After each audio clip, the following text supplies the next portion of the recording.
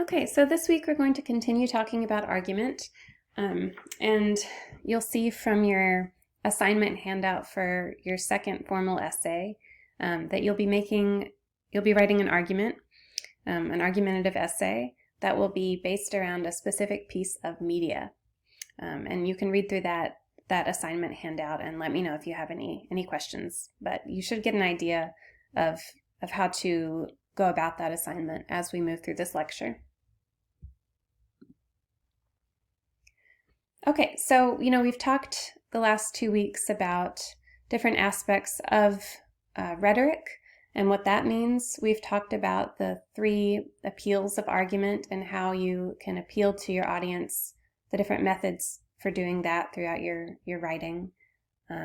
But we're going to talk more about the argumentative essay itself this week. So what is argument? When we think about the word argument, I think our minds often go to fights or disagreements between people. For example, my friend and I got into an argument last week. That's something that we often think of first when we think of the word argument. But for our purposes, for the purpose of writing, argument is any text that makes a claim supported by reasons and evidence. So rather than thinking of argument as a bickering match, you can think of argument as asserting a position on a particular topic or taking a stance. But that's not the full extent of argument, because argument, an argument, a specific position on a topic, has to be supported by strong reasons and thorough evidence in order to be successful. So another thing to think about with argument for writing purposes is this idea of stasis, which you can see right here. So we'll talk more in the upcoming slides about what stasis is, but just know that an argument has to have what we call stasis. So what is stasis? It comes from the Greek, like so much of our ideas about argument do, and it refers to a standing still or a stoppage. So that's very vague, but on a more specific level, the stasis of an argument is the specific point on which the controversy rests. So you can think about it more simply as the point at which one person agrees with an assertion and another person disagrees. You can also think about it as the tipping of scales, right? The point of balance where, right here, where the scales can tip one way or the other way. It's the point at which 2 ideas come into conflict, the meeting point of 2 balanced assertions. So basically, we want our arguments to achieve what we call stasis. We want to find the point at which an issue is debatable. So you can also think of the idea of stasis as an argument's level of debatability. Have we made an argument that is actually debatable, that one person could disagree with and another could easily agree with? And we'll talk about that more in just a minute. So what is a debatable thesis? Well, a debatable thesis cannot simply be a statement of fact, right? It can't be this example down here, the show Ted Lasso is about sports, right? That's obvious. Yes, the show Ted Lasso is exactly about sports. That's not a debatable idea. That's just a statement of fact, of pure, simple observation. A debatable thesis can also not be overly general or obvious. So look at the second example down here. The show Ted Lasso is brilliant and amazing.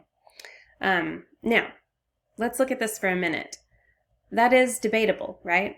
In contrast to the show Ted Lasso is about sports, which is not debatable, it's a statement of fact, the statement, the show Ted Lasso is brilliant and amazing, is something that people could disagree with or agree with, right? Potentially disagree or agree. So it is a debatable statement, but it is overly general, right? It's not enough. And we'll look more at what that means in the next slide. Okay, so a thesis can be debatable, it can be, the show Ted Lasso is brilliant and amazing. But for our essays, that's not enough. It's not enough to just be debatable. Your thesis has to be stronger than that and more complex and thought-provoking than that. So one way to think about your thesis statements for our essays in this class is this formula right here. So the main claim, your statement of debate, you make a debatable statement, plus your primary reason for why you believe that claim to be true. So let's look at some examples. Again, say you have this claim: the show Ted Lasso is brilliant and amazing. I may think it is, and others may disagree with that, but that's not enough of a sophisticated argument to make for your essay. You have to think deeper than that. So what if you said this as your claim in your thesis statement? The show Ted Lasso is essential for viewers who are struggling with mental health issues. Okay, that's debatable. It has strong language like the word essential. It argues for a specific angle of the show, which is how it deals with mental health issues on camera. And it's more thought-provoking and complex than just to say simply the show is good. Okay, so you want to aim for a thesis statement that gets at a specific idea about your specific piece of media, and that asks your reader or your audience to think very deeply about this specific piece of media, not just simply whether it's good or bad or fun or amazing. Okay, and so then when you are thinking about your thesis statement, it's not enough to just make your claim, right? So there's so many different layers of a thesis statement. You have your main claim, which is your statement, right? Your what you believe. And then you have to support that with a reason for why you believe that statement or that claim to be true. And your reason for asserting whatever position you are asserting for your argument has to be just as complex and specific as your claim itself. Okay, so if we were using this example, the show Ted Lasso is essential for viewers who are struggling with mental health issues. We might say, we would make a reason, a because statement that we would attach to that would have just as much complexity and deep thought and observation as our claim did. It wouldn't simply be, the show Ted Lasso is essential for viewers who are struggling with mental health issues because it shows mental health issues. Okay, you have to think beyond that simple idea. Like, how does it show mental health issues? In what light? And when you think more deeply in that and start to go down that path, you'll come up with a stronger reason to support your main claim. So just to recap, when you're thinking about your thesis statement, which is sort of the anchor of any argument, right? It is that guiding principle that your whole essay will remember and think back to. You can think of it as a main claim that is debatable and complex and not overly general, plus an equally specific and complex primary reason for why you believe that claim to be true. Okay, so let's also talk about some characteristic features of an argument, more generally. So an explicit position, which is that thesis statement, that's where you're going to capture that explicit position. A response to what others have said or done. There you're kind of looking at what others have written about your topic or your chosen piece of media. What ideas have others put out there? What's the conversation surrounding your topic? Appropriate background information. So letting your audience know what your media is, if it's not something that is generally known, you need to inform your audience about what it is. And also a clear indication of why the topic matters. So especially with writing about pieces of media like TV shows, movies, songs, pieces of art, books, you have to work harder to indicate why it matters because it might not be obvious, and it most likely won't be obvious. So you, the writer, have to work hard to let your reader know why that piece of media matters. When we talk about issues as opposed to pieces of media, if we're talking about the environment or abortion or incarceration, right? These are topics and issues that it's obvious, at least on the surface, why it should matter to your audience. It's not going to be as obvious why the show Ted Lasso should matter to your audience and why you're writing about it. So you have to make that clear to your audience. Other characteristic features of an argument are good reasons and evidence, and we'll talk more about that in the weeks to come. Attention to more than one point of view. We'll also continue talking about that in the weeks to come, but that usually comes in the form of what we call a counter-argument. An authoritative tone, and an appeal to your reader's values. So when you're thinking about your argument and you're writing your formal essay draft, remember those three appeals and how you appeal to your audience and what methods you use and which ones are appropriate for your particular topic. So let's talk more about that explicit position again.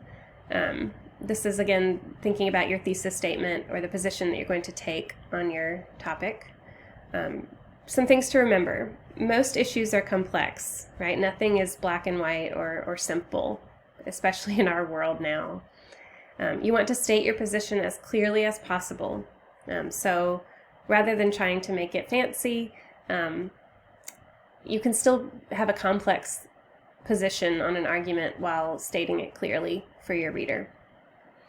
Don't overuse qualifications. So qualifications are words like many, some, maybe. An example here, maybe it would be a good idea to stop using plastic straws. That qualifier maybe is weakening your position on this argument. So the phrase, it would be a good idea, is also weakening that position and that stance on your argument. So instead, a stronger argument would be to say, and an explicit position, stating your position as clearly as possible would be to say, in order to save the environment, we need to stop using plastic straws. Okay, that's clear, it's to the point, and it is incredibly straightforward. Conversely, you don't want to alienate your readers by being overly strong or aggressive with your thesis statements. So to say you're an idiot if you drink from plastic straws is too much. So you kind of have to find a good balance between not being firm enough on your position, on your argument, and being overly firm and overly aggressive. We want our arguments, the positions we take on our arguments, to have what we call nuance, which is a subtle difference in or shade of meaning, expression, or sound. So you can make a strong, explicit, clear position on an argument while still having nuance. Okay, so when we think about this aspect of an argument, which is the response to others, you have to remember that arguments are motivated by conversations, so what others have said or done. And you have to acknowledge those conversations, positions, and opinions, because our positions on an argument don't exist in a vacuum, right? No topic exists in a vacuum, especially with media. What you're going to be writing about for this essay, media is accessible to so many people, right? It belongs to all of us because it's in the public sphere. So when you're writing your essays, you have to acknowledge the conversations, positions, and opinions sort of swirling around your chosen piece of media. And you can do this by including what we call a counter-argument and a rebuttal. Your counter-argument gives your argument credibility, and it shows that you respect the complexity of your issue, or whatever issue is surrounding your piece of media, and the fact that your audience might not completely agree with you. It's important to say, hey, this is what I think, this is my opinion, and I believe it strongly, but I do understand that others might disagree. And that gives your argument credibility, it makes your reader trust and respect you. Okay, background information. The amount of background information really depends on your topic. If you're writing about a show or a painting a show or a movie or a book that's really well known to most people, the amount of background information you have to provide might be less. Now, if you're writing about an obscure poet or poem or painting or video game that people might not be as readily familiar with, you're going to have to do a little more legwork for your background information, and that's okay, right? Different types of background information you can include are historical background, definitions, contextual information, Background information is not always statistical or impersonal. It's important to keep that in mind. So background information might even just be your specific relationship to a piece of media that you're writing about, right? So if you're writing about a video game, part of your background information might be how long you've been playing this game, what it's like for you to play the game, how many people are involved, things like that. If you're writing about a poem, it might be your relationship to that poem, when you first read it, how you first encountered it, and your relationship with it ever since. Okay, and as we talked about earlier, it's important to convey why the topic matters. So you include this to motivate your readers, to keep them reading. It's answering the question, why should I bother reading about your position on this topic? Don't assume that your audience sees why your argument matters. And ways to convey your topic's significance are through plain statement, right? So saying this topic matters because, and you just say it. Also by emphasizing different values surrounding your topic, and through tone, right? So if you want to convey why your topic is significant, you might have a very urgent tone and a lot of conviction in your tone, rather than being sort of nonchalant and blasé. Okay, and then the other aspect of argument that it's really important to think about are reasons and evidence. So evidence is essential, right? No argument is just a claim. It is a claim supported by reasons and evidence, as we saw in that very first slide of this lecture. So it's important to choose the best reasons to support your overall claim. For this essay, you can plan on 3 to 4 strong reasons. Note that you may not end up using all of them. And make your evidence as specific as possible. Okay, so when you're thinking about writing about a piece of media, say you're writing about a television show or a movie, you're going to include descriptions of specific scenes. You're going to include dialogue. If you're writing about a song or a poem or a book, you're going to include quotes from lyrics or from that poem, lines from it, or quotes from the book itself. Also important to remember to vary the types of evidence you use. So you don't want to use one specific type of evidence throughout the entire piece. You want to vary it so that you keep your readers' attention and you keep them interested in wanting to keep reading. Different types of evidence, facts and statistics, first-hand material gathered from observations, interviews, surveys. And for your purposes for this essay, I'll highlight a few of these types of evidence that are probably going to be most applicable for you. Data from experience, historical data, specific examples, scholarly articles, well-known precedents, and personal experience. So for your purposes for this media essay, for the media argument, you're probably going to find yourself relying pretty heavily on evidence like personal experience, right? Your experience of observing a particular piece of media. You're also going to probably be using first-hand material gathered from observations. Those might be your own observations or the observations of others. You're probably also going to be thinking about specific examples, or you should be, right? Which is what I talked about before with making your evidence as specific as possible and drawing from specific scenes, quotes, lines, moments from that piece of media. And also articles, right? Scholarly articles that have been written about your piece of media that bolster your own position on the topic.